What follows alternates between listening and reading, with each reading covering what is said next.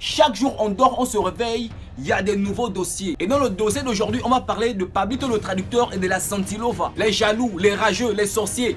Venez vous asseoir. Du 15 mars au 15 juin, notre Santilova sera en pleine tournée européenne, accompagnée de son fidèle compagnon, Pablito le traducteur. Pour ceux qui n'ont pas bien compris, elle sera en France, Angleterre, Italie, Suisse, Espagne, Portugal, Belgique.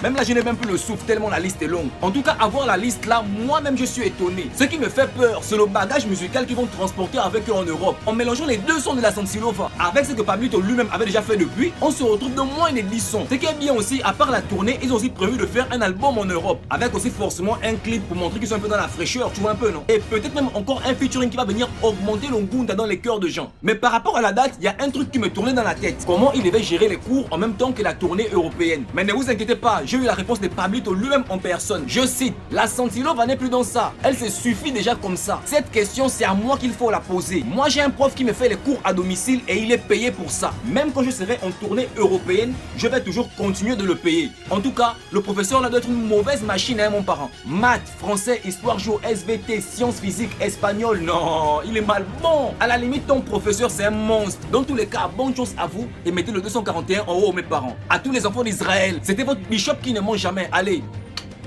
la bise.